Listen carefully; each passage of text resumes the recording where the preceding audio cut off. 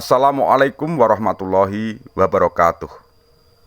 Salam sejarah, salam budaya, salam rahayu, salam waras. Sedulur yang berbahagia,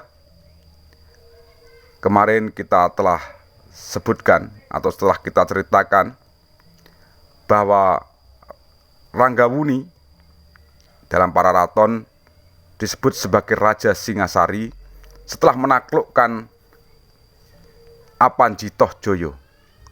Sementara itu Mahesa Campaka yang turut berjuang bersamanya menjadi Ratu Angabaya dengan gelar Batara Narasinga.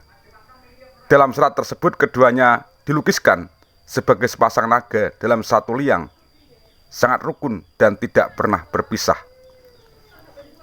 Selain Pararaton, Prasasti Maribong juga menyebutkan bahwa Ranggawuni naik tahta sebagai Raja Singasari setelah melakukan kudeta terhadap kekuasaan Tohjaya. Namun menurut Kertagama, Tohjaya naik tahta setelah kemangkatan Anusapati yang merupakan ayah kandungnya. Terlepas dari itu semasa pemerintahan Ranggawuni atau Wisnuwardana tahun 1248 hingga 1254, Singasari mulai menunjukkan titik awal kejayaannya. Nah, bagaimana kisah selanjutnya? Sedulurku sekalian, saya mohon bagi panjenengan yang baru menemukan channel ini, jangan lupa untuk subscribe. Dan juga bagi yang belum subscribe, silahkan subscribe. Jangan lupa juga mengasih like dan komentar. Dan bila panjenengan anggap video ini bermanfaat, silahkan untuk dibagikan kepada yang lain melalui akun media sosial yang panjenengan punyai.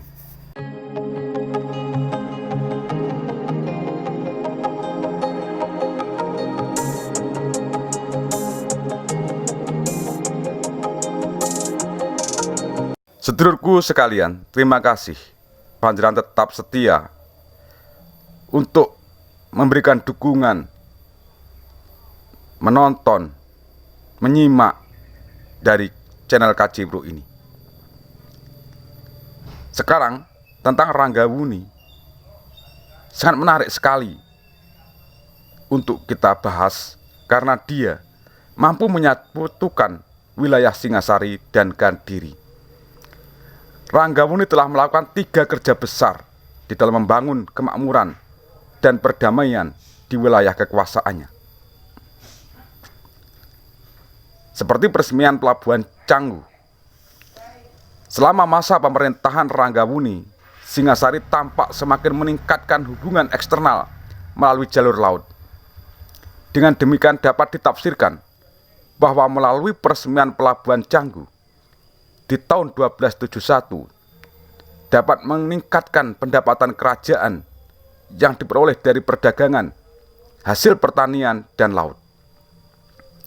Peningkatan pendapatan kerajaan ini juga berpengaruh pada kesejahteraan rakyat. Ranggawuni adalah seorang raja yang memiliki sifat murakabi bagi seluruh rakyat. Ranggawuni bukan sebagai raja yang dapat membawa pada kesejahteraan negerinya, tetapi juga bangsanya. Sedangkan dalam Pararaton, Ranggawuni tidak meresmikan Pelabuhan Canggu, melainkan membangun benteng di Canggu, sebelah utara pada tahun Saka 1193. Selain itu, semasa pemerintahannya, Ranggawuni telah memindahkan ibu kota Tumapel atau Singasari dari kota raja ke Singasari. Seiring berjalannya waktu, nama kerajaan Singasari lebih dikenal daripada kerajaan Tumapel. Perihal kebijakan Ranggawuni tidak tercatat dalam Pararaton. Baik negara Kertagama dan Pararaton menyebutkan bahwa semasa pemerintahannya, Ranggawuni telah berhasil menumpas pemberontakan yang dilakukan Linggapati di Mahibit di tahun 1252. Menurut Pararaton, Linggapati, sang Lingganingpati, dapat dikalahkan oleh Ranggawuni karena pasukan Mahibit tersusupi oleh seorang yang bernama Mahisa Bungalan. Namun perihal siapakah Mahisa Bungalan tidak disebutkan secara lengkap di dalam Pararaton.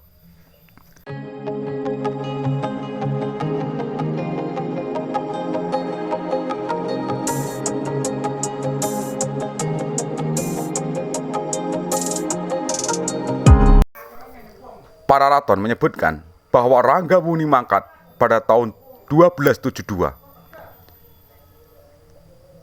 Di negara Kertagama menuliskan mangkatnya Ranggawuni di tahun 1270. Sesudah meninggal, arwah Ranggawuni dicandikan di Waleri sebagai Siwa dan di Jajagu sebagai Buddha. Sepeninggal Ranggawuni, Kertanegara yang merupakan putranya dari Waninghyun naik tahta sebagai Raja Singasari. Sedulurku, siapa tidak mengenal Singasari, sebuah kerajaan yang pernah berjaya di tanah Jawa ini. Pembaca sejarah Nusantara niscaya mengetahui Singasari adalah kerajaan yang didirikan oleh Ken Arok. Singasari adalah kerajaan yang memiliki usia kurang dari 1 abad, yaitu hanya 70 tahun sejak berdiri pada tahun 1222 hingga berakhir pada tahun 1292. Dalam 70 tahun itulah Singasari telah diperintah oleh 5 raja, antara lain Ken Arok, Bathara Anusapati, Apanji Tohjaya, Ranggawuni, dan Kertanegara. Dari kelima raja tersebut, Kertanegara memerintah Singasari dalam waktu yang paling lama, yakni 38 tahun. Selama masa pemerintahannya, Singasari tidak luput dengan intrik-intrik politik internal. Dalam para raton, pemerintahan Singasari tidak dapat dilepaskan dengan tumbal nyawa dan lumuran darah para raja. Ken Arok yang telah membunuh Aku Tunggul Ametung dengan keris empuk gandring tewas di tangan Anusapati. Setelah memerintah 21 tahun, Anusapati tewas di tangan Apanji Tohjaya atas hasutan Pranaraja. Belum genap setahun mengendalikan pemerintahan Singasari, Tohjoyo tewas di tangan Ranggawuni. Setelah Ranggawuni mangkat, Kertanegara dinobatkan sebagai Raja Singasari pada tahun 1254.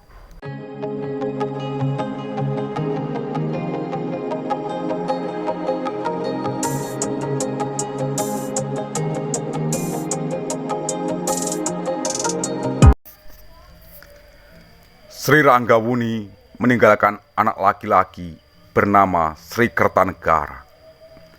Sementara Mahisa Campaka meninggalkan anak laki-laki bernama Raden Wijaya. Kertanegara menjadi raja dengan gelar Bathara Siwa Buddha. Seorang hambanya yang merupakan keturunan orang tertua di Nangka bernama Banyakwidi atau Arya Wiraraja. Karena tidak dipercaya lagi, Banyakwidi disuruh menjadi adipati di Sumenep, bertempat tinggal di Madura sebelah timur.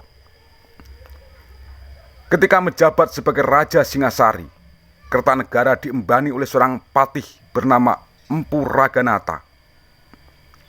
Sang patih selalu memberi nasihat demi keselamatan raja. Namun nasihat-nasihat itu tidak dihiraukan oleh Kertanegara. Karena itu, Empu Raganata meletakkan jabatannya sebagai patih. Kedudukannya lalu diambil oleh Kebu Tengah, Sang Apanji Arogani. Empu Raganata kemudian menjadi adiyaksa di Tumapel. Selama memerintah, Kertanegara melenyapkan seorang kelana bernama Baya. Setelah kelana itu mati, Kertanegara memerintahkan kepada pasukannya untuk menyerang Melayu. Apanji Arogani mengantarkan pasukan tersebut sampai di Tuban. Ia kemudian kembali ke Tumapel untuk mempersembahkan makanan setiap hari kepada raja. Kertanegara pun bersenang-senang.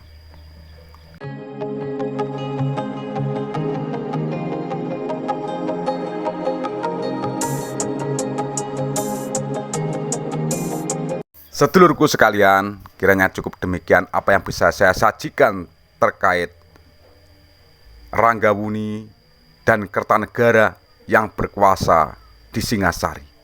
Ada kurang dan lebih, saya mohon maaf yang sebesar-besarnya. Triring ungkapan ono rino ono upo ono awan ono pangan. Terus setia kepada channel KJ Bro. Wassalamualaikum warahmatullahi wabarakatuh.